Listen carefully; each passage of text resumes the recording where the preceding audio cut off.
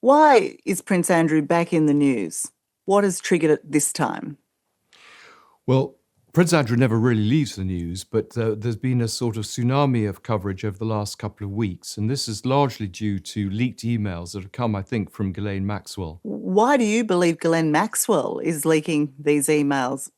Aren't they great mates? I think Ghislaine Maxwell is still keen to get her pardon or to get some sort of cushy life.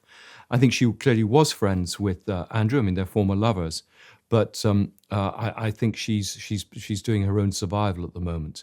And if that requires bringing Andrew down, then that's fine. So by bringing Andrew down, she's protecting Donald Trump in some way? I mean, is that the motivation? Yes, I think Donald Trump is worried about what Andrew might say. There's a lot of, discrediting of Andrew in order to avoid any sort of scrutiny elsewhere. And this, I think, is very much a mark by Ghislaine to earn some brownie points with Donald Trump.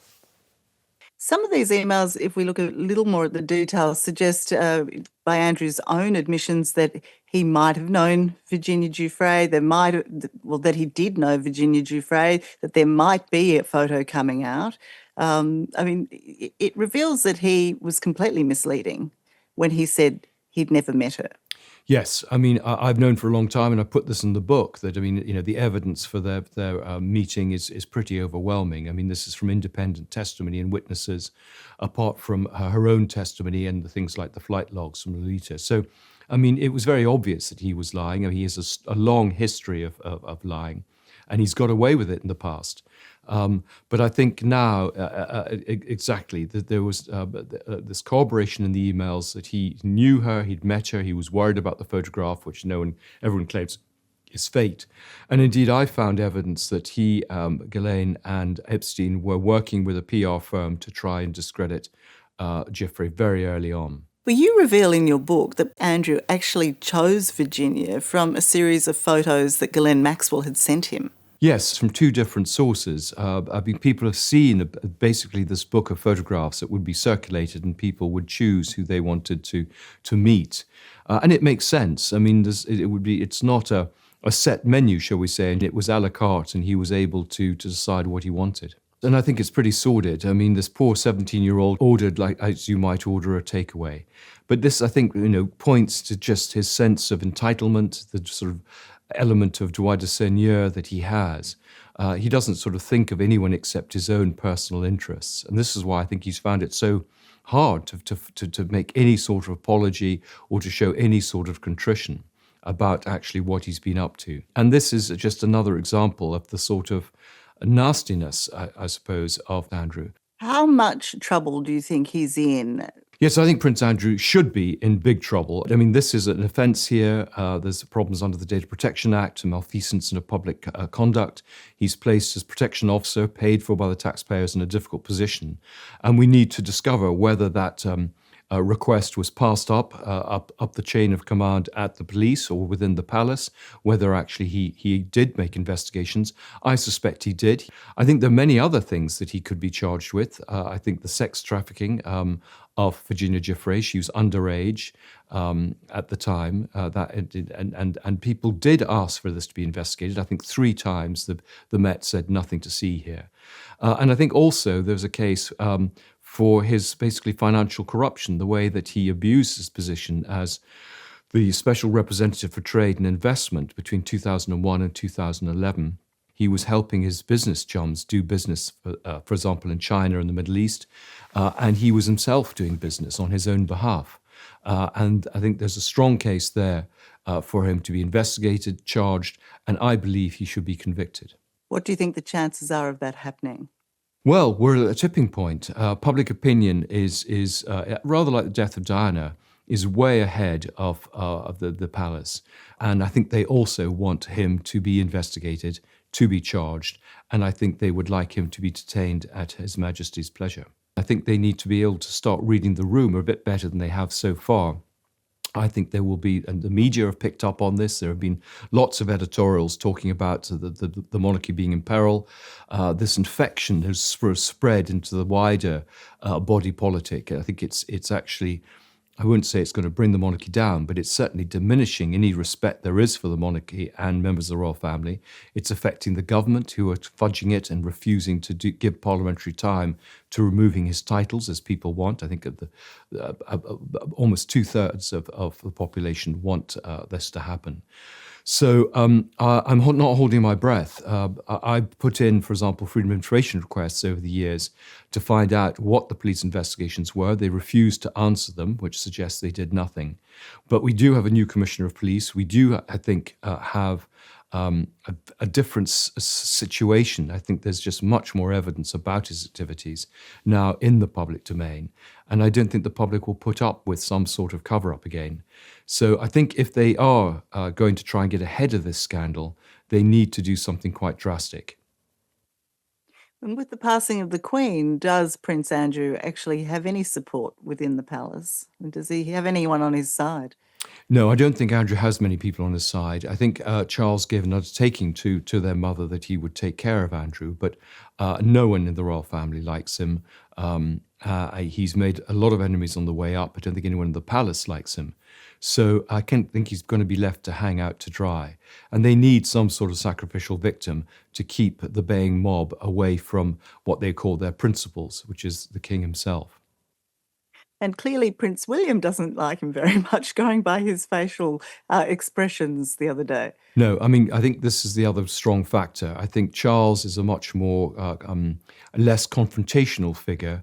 I think William realizes the threat to the reputation of the monarchy. He has no time for his uncle, who's been rude about his own wife, Catherine, who he despises because of the way he's behaved, who has completely different values.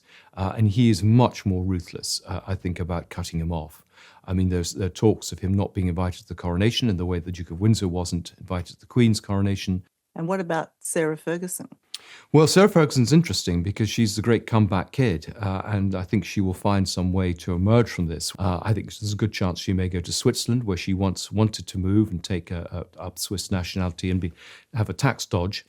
I mean, she clearly is a highly diminished figure. I mean, no charity or publisher, I think, would want to touch her now. But she has, these contacts in places like China and the Middle East. She's a great pecky, sharp figure. She'll have sharp elbows and find some way of making some money. She will go to some chat show and she will reinvent herself with a litany of lies in the way that she has in the past. So I think that'll be interesting what happens to her. Whether she sticks with her ex-husband, now he's no longer a member of the royal family and they're not living in Royal Lodge, is an interesting question. He may need to go somewhere where there's no extradition treaty, for example, with Britain. Do you really think that Prince Andrew will flee, that he'll leave? I think he will go somewhere where the jurisdiction can't reach him if it gets to that stage. Like where? Where do you think? Well, the Middle East is the obvious place. He's been offered a palace in Abu Dhabi. He has a lot of protectors and friends there. I mean, his great play place was Thailand. That's another option.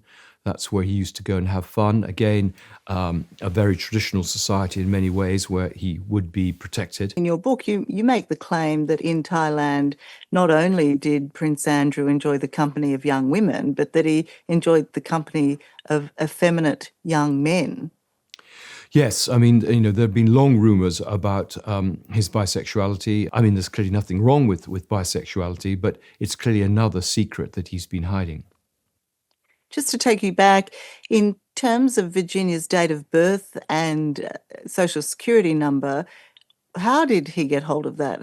Who would have supplied Prince Andrew with that information? Well, I think it's pretty clear that the material, this information was supplied by Epstein. Epstein would have been given this information if he was employing Virginia Giuffre. So it's an abuse of Epstein's position as her employer. But these people, they were a little sort of group of elites who were sort of passing information, passing girls between themselves, passing information, who kind of felt that they were masters of the universe and they could do what they wanted. They had bought off the police, as Epstein said. They had very good lawyers who could intimidate anyone who challenged them. They had intimidated the media.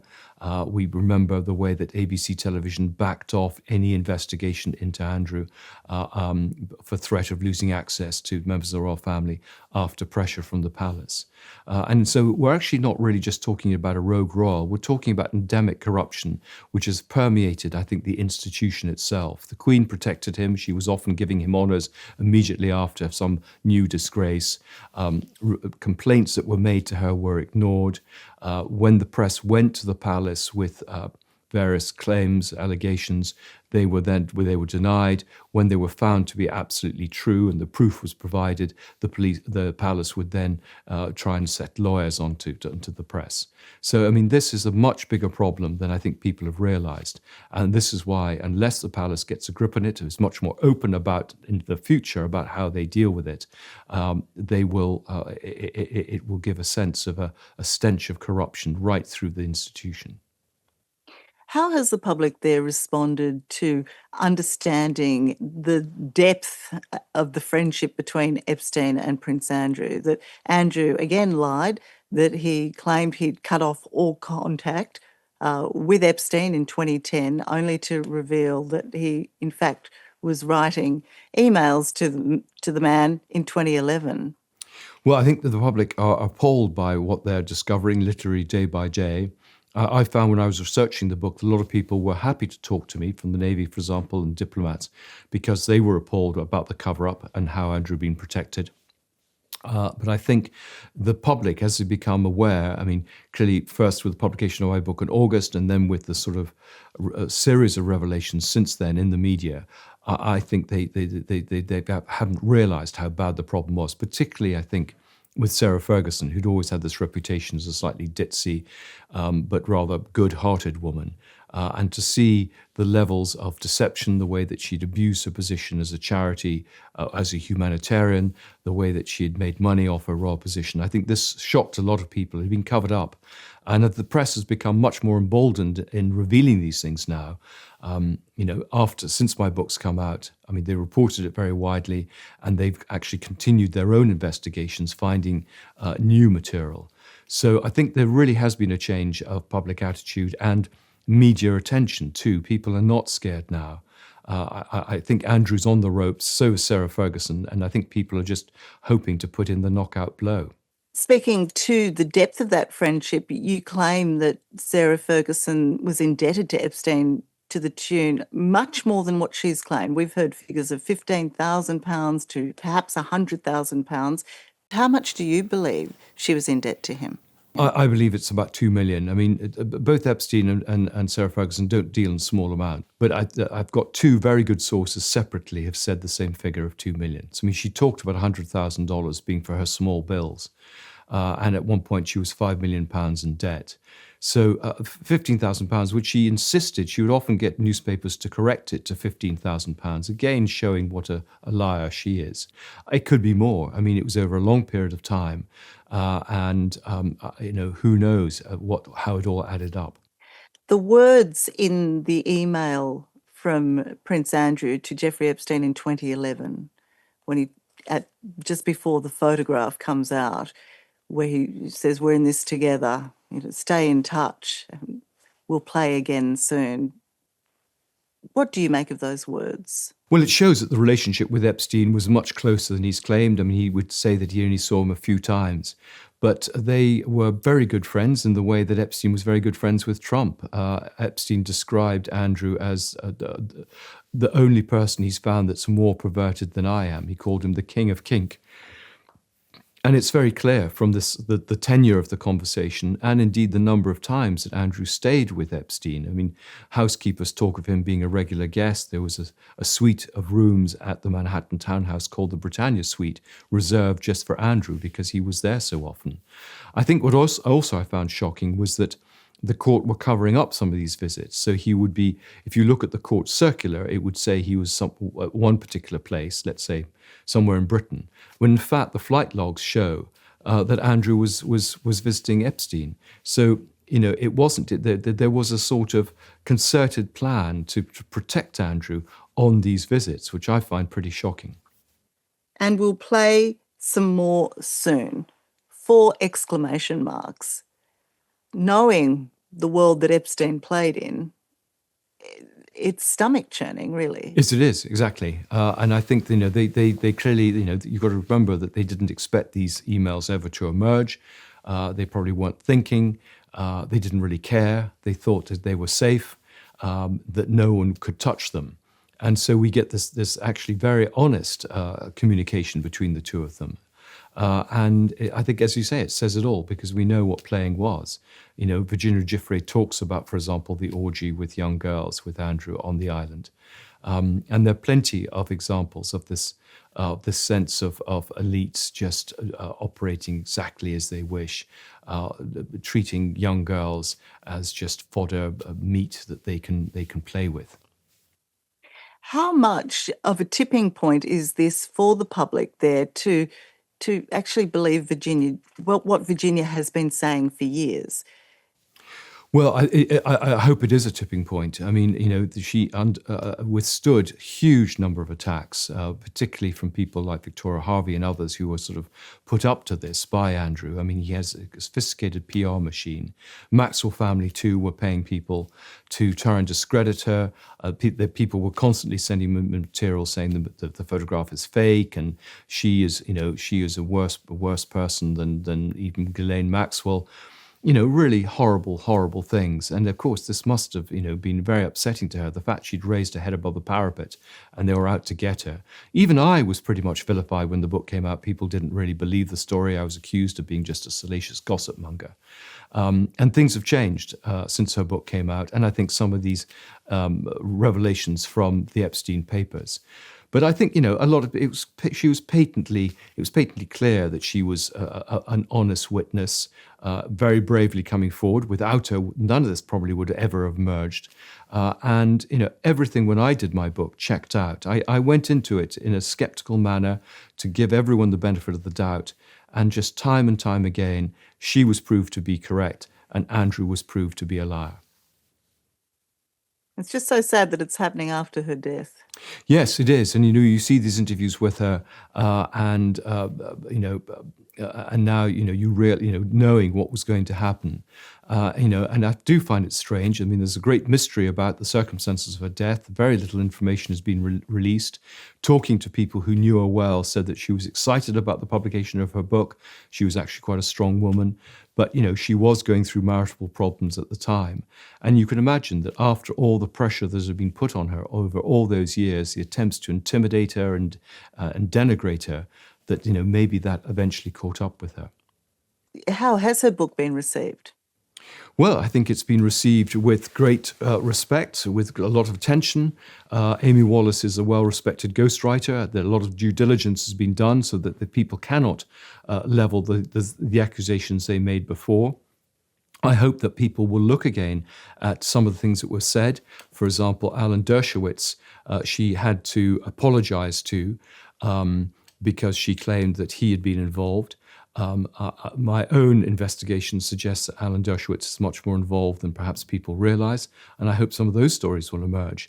I think the one sad thing is that the people weren't named in her book, and it's a shame that Amy Wallace hasn't felt able, perhaps because I'm sure they've been identified, to put them in now that Virginia is dead. But, these are rich and powerful people. They can make life very difficult for anyone who calls them out. So whether we'll ever really know who these perpetrators were, I just don't know. I hope so, because they do deserve to be brought to account. Did you have to be brave? Did you have to find courage to write your book? Well, I'm very foolhardy. I do these books all the time. And every time anyone says that they're going to come after me, I just say, bring it on. So, who knows? As Joan Collins said of a much younger husband, if he dies, he dies. I do think it's important that we know that journalists and historians do try and get the truth out about the past, whatever personal cost, and there have been a huge financial cost to me in the past for doing so, and of course attempts to undermine my reputation as a writer and historian.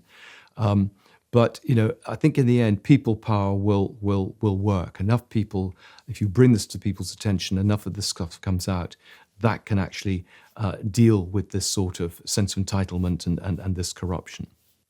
Yeah. Why did you choose Prince Andrew as your subject? Well, it's the third of a trilogy of books on royal marriages. So the one on Lord and Louis Mountbatten was about an open marriage. The second on the Duke of Windsor was about the great love story of the 20th century. And this is about the happiest divorced couple ever. But of course, using the prism of looking at the marriages, I want to look at wider issues. And all of these people, I suppose I've been revisionist in. They're what I would call rogue royals, who I don't think the full story has been told about. There's been a sort of well, a lot of the material has disappeared or people haven't wanted to dig deep enough.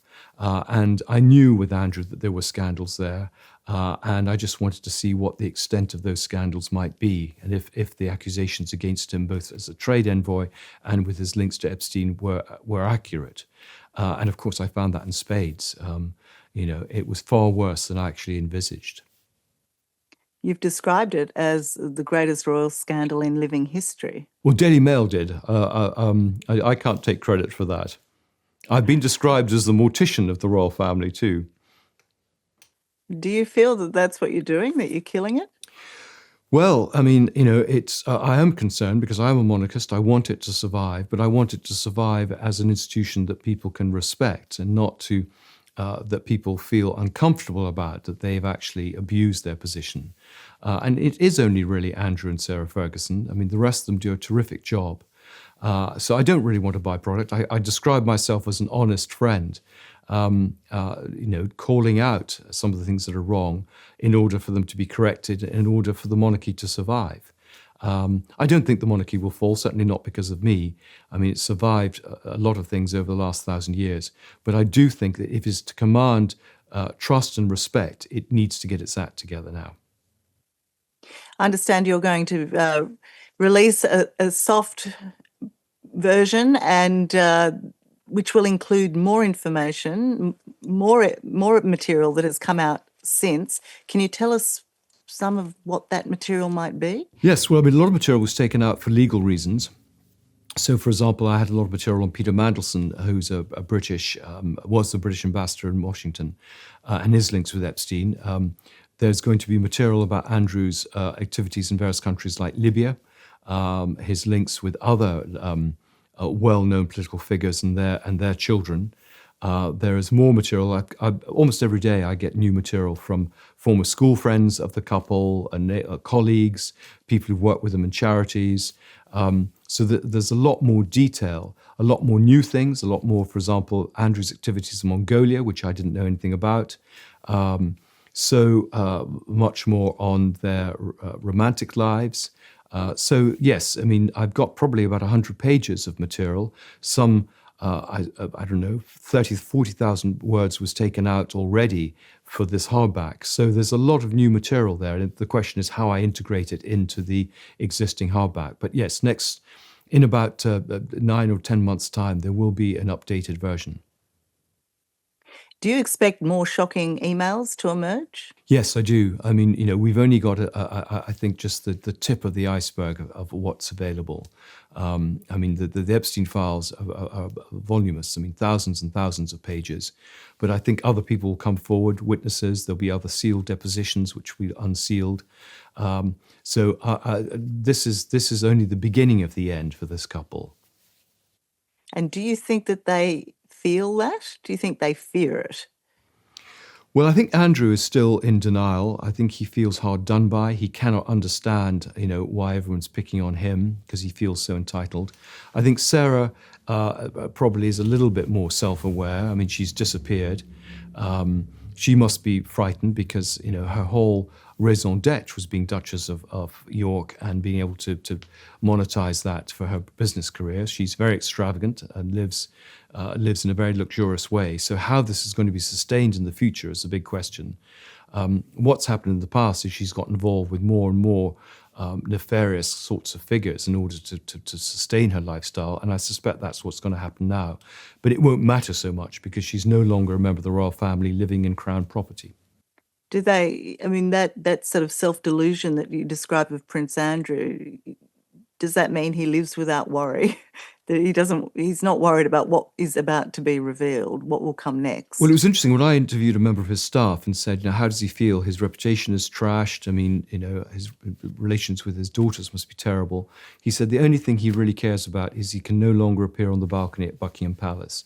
He can no longer get dressed up in his garter robes. He can no longer, swan around as the son of the Queen. And that is the problem. He has no sense of his own identity except as a royal. I mean, he describes himself primarily as a prince. And I think that's the loss of that identity is what's really hit him. There's been no sense of contrition about what happened with these trafficked victims. There's no sense of the shame he's brought on the monarchy, for example. So it's an extraordinary thing. But both of them are narcissists. Everything is about them. We saw this at the Duchess of Kent's funeral, which was they were actually should have been bit players, but they tried to put themselves centre stage. They tried to ham it up in front of the cameras. There was no sense of decorum because they don't have it. It's all about attention seeking for both of them, which is what actually has driven them all their lives. And no sense of how ridiculous. I like how you coined Prince Andrew the perspiring prince.